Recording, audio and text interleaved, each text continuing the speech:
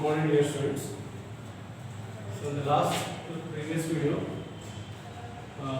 we have discussed about some of the spectral series of an hydrogen atom. There we have discussed the Lyman series, Paschen series, bracket series, and Pfund series. So in today's class, we are going to discuss about a very important derivation. This derivation they might ask you for in 3 marks. So here,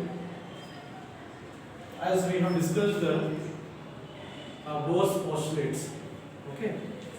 So in that we have discussed the 3 postulates. Among them, the second postulate has been explained by de Broglie. Okay. So here, Bohr's second postulate of quantization was successfully explained by de Broglie. Okay. So in the last previous chapter, in the dual nature of matter radiation, there we have discussed the de Broglie wavelength. So there, the de Broglie wavelength is given by lambda is equal to h by p. So what is this de Broglie wavelength here? So this de Broglie wavelength is countable for only the smallest particles only. Okay. So if the particle is large, then it cannot show a wave nature. Okay. So that's why we are considering only the smallest particle. And we have discussed this one in Davison-Germer experiment. Okay. So there the electrons are showing the particle nature. That is what we have discussed in the dual nature of matter radiation, that light is having a dual nature. It has particle nature and also a wave nature. But this light will not show both the natures at a time. Okay, when it is showing a particle nature, then it does not show a wave nature. When it shows a wave nature, then it does not show the particle nature. Okay, so that's why it is having a dual nature. One is particle nature and the another one is it is having a wave nature. So this is what we have discussed in the last previous chapter in dual nature of matter radiation.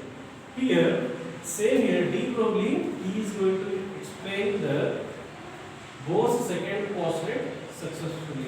How he is explaining that here? Okay. Now here, what is this second postulate here? According to the Bohr's second postulate, any electron which is revolving around the nucleus, then its angular momentum will be given by L equal to integral multiple of n h divided by 2 pi. So this is what the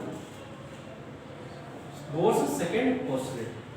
कोई electron अगर nucleus के surrounding में चक्कर काट रहा है तो उसका जो एंगुलर मोमेंटम होता है that is given by L is equal to nh divided by 2 pi. Here this n is equal to integral multiple. That might be n is equal to 1, 2, 3. Here h means Planck's constant. Okay. So here that is what the Bohr's second postulate he explained. Now this Bohr's second postulate was successfully explained by de Broglie according to his hypothesis. Okay. de Broglie ने क्या किया? उन्होंने इस second postulate को अपने तरीके से उन्होंने एक्सप्लेन किया. How he explained that?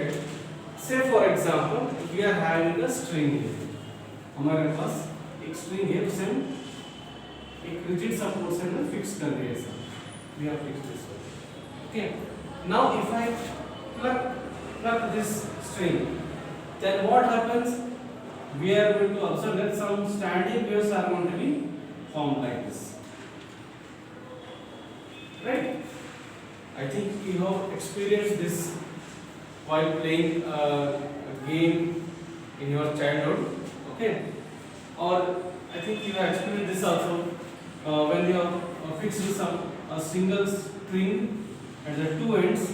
Okay, when you plug that string, then you can observe some standing waves are going to be formed with nodes.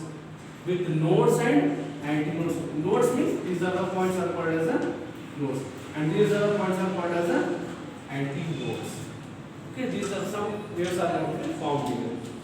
So what de Broglie says that कोई particle अगर वो move हो रहा है तो vibration में move होता है. Okay, so when it moves, then it is going to form some wave-like waves. It is going to form some standing waves. Same here, de Broglie he explained that if any electron, if an electron is revolving around the nucleus, so this is the nucleus having a radius r. Here we are having an electron here. When it is revolving around the nucleus, then this electron, when it is revolving, it forms some waves like this. It rotates like this. Okay. जब कोई electron nucleus के surrounding जब revolve हो रहा है तो वो electron क्या करेगा, वो ऐसे कुछ स्टैंडिंग कुछ वेव्स ऐसे फॉर्म करेगा. This is according to the de Broglie. Okay, so de Broglie explained that a particle it is having any particle, it shows a wave nature here. So here particle is what, here our particle is electron here. Okay, जब ये electron revolve हो रहा है तो ये कैसे, जब ये रिवॉल्व हो रहा है तब क्या ये कुछ ऐसा वेव की तरह ये मूव करते हैं. तो यहाँ पे भी क्या हो रहा है, कुछ नोड्स आपको फॉर्म हो रही है. ये सारे इसको हम क्या बोलते हैं, नोड्स बोलते हैं. Okay, some of the nodes are going to be formed here. Okay, so for this he said that if for any electron which is revolving in the nth orbit, okay, अगर कोई electron अगर कोई revolve हो रहा है तो nth orbit पे अगर रिवॉल्व हो रहा है तो उसका जो सर्कमफ्रेंस होगा वो क्या होगा, circumference is equal to, okay, it is 2 pi r. As you know that circumference of a circle is given by 2 pi r. So here Rn is the radius. Rn is nothing but what? Radius. It is nth radius here. So for any permissible orbit, so any permissible radius means it might be a first orbit, it might be a second orbit, it might be a third orbit. For that we are having that is 2 pi Rn is equal to n into lambda, where lambda is the wavelength. Where lambda is the wavelength, the distance between the two nodes. That is with the node and antinodes is called as this wavelength. So here lambda is the wavelength. Okay. Now, but according to de Broglie, according to de Broglie wavelength, according to de Broglie wavelength, we have just now written here lambda is equal to h by p. यहाँ पे लिखा था ना हमने, उसे यहाँ पे ले रहा हूँ. Lambda is equal to h by p, where lambda is the wavelength, h is the Planck's constant, and p is the momentum. Okay, so we know that momentum can be written as mass into velocity. Here velocity it might be the nth orbit velocity, क्योंकि हम यहाँ पे जो consider कर रहे हैं electron, the whatever the electron we are considering it as an for nth orbit only we are considering here. So that's why here I have taken this Rn and here I have taken here as Vn. Vn is the velocity of the electron which is revolving around the nucleus in nth orbit. So that's why I have taken here Vn. Rn is the nth radius. Okay. So therefore this expression becomes, therefore lambda is equal to h by mass into velocity. Now here take this as equation number, take this as equation number 1. Now here equation 1 becomes,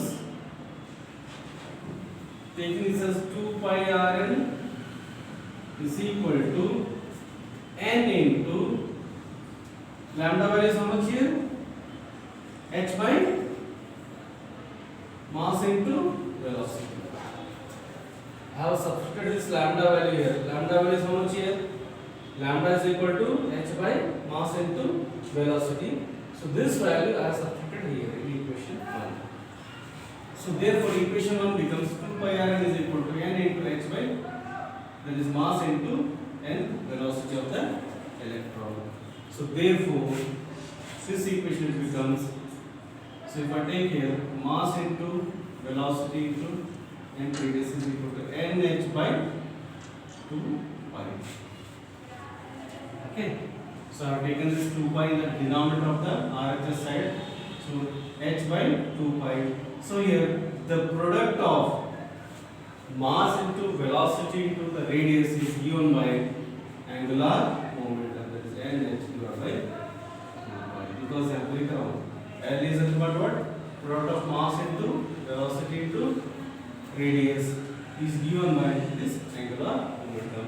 So this is what the Bohr's second postulate, which was successfully explained by the de Broglie using his hypothesis, using the wavelength formula here. Okay, so this is what we have got an expression. Here is this is nothing but what? The angular momentum of the electron which is revolving in the end orbit is equal to the integral multiple of h by 2 pi. Okay, so that is what the second postulate was explained by de Broglie. So the heading is de Broglie's explanation of Bohr's second postulate for quantization. Here quantization means here any quantized orbit, that is here integral multiple n is equal to 1, 2, 3, 4, 5, 6 infinity. Okay, so that is what explained by the de Broglie. So this derivation is very important. Okay, they were asking the board exam.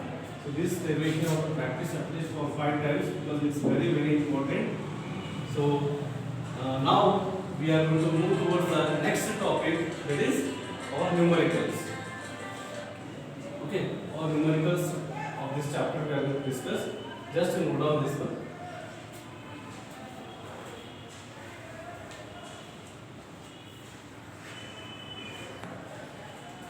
So before going to discussing about the numericals, let me explain you one of the most important topic, that is regarding the Bohr's atom model, which we have discussed in the last previous video. So here we are going to discuss about the limitations of Bohr's atom model. Okay, that is we can also call it as a drawback also we can say. Limitation भी बोलते हैं इसे, या तो हम drawback भी बोलते हैं, या तो हम इसे डिसएडवांटेज भी बोलते हैं। एग्जाम में क्वेश्चन ऐसे ही पूछेगा वो, right the disadvantages of bourse atom model, right the drawbacks of bourse atom model, right the limitations of bourse atom model. So this they might ask you in 2 marks or 3 marks, or sometimes they might ask you in 1 marks also. Write any one disadvantage of Bohr atom model. What are the disadvantages here? So here Bohr's atom model successfully he explained about the hydrogen spectrum only. That means this model is concerned with only the hydrogen atom only. That means here the one disadvantage is that the first disadvantage is nothing but what? It cannot explain the spectrum due to complex atoms with more than one electron revolving around the nucleus. So here in hydrogen we are going to observe that it has only a single electron only. So here the first disadvantage is that it cannot able to explain the spectrum due to complex atoms with more than one electron. In Bohr's atom model, he explained only the hydrogen spectrum only. That means it has only one single electron. So he does not explain the spectrum due to the complex atoms. Complex atoms means with more than one electron. 2 electrons, 3 electrons, ऐसे complex atoms का यहाँ पे उन्होंने spectrum उन्होंने explain नहीं किया. So this is the one first disadvantage of the Bohr atom model. So it cannot explain the spectrum due to complex atom with more than one electron revolving around the nucleus. Now, second, it cannot give any information about the intensity of the each spectral line. So the spectral lines which we have observed in the hydrogen spectrum, so it might be in the spectral lines, they might be in the Lyman series, in bracket series, in Paschen series, in Pfund series और in Balmer series. तो वहाँ पे जितने भी सारे spectral lines observe किए वहाँ पे उसका हर एक का इंटेंसिटी के बारे में उन्होंने इंफॉर्मेशन नहीं दिया.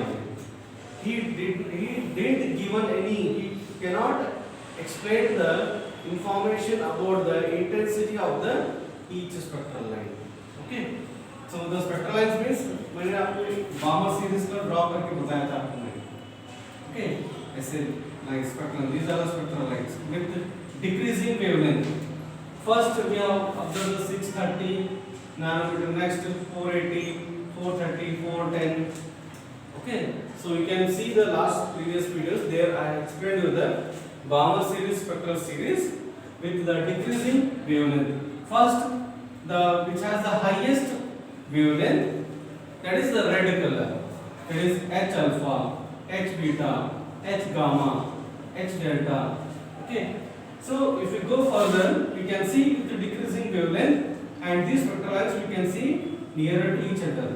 यहाँ पे उनके बीच में शुरुआत में यहाँ पे उनके बीच में डिस्टेंस ज़्यादा रहेगा, जैसे जैसे हम आगे जाते जाएंगे तब उनके बीच में डिस्टेंस रिड्यूस होगा और वहाँ पे उनका वेवलेंथ भी रिड्यूस होगा.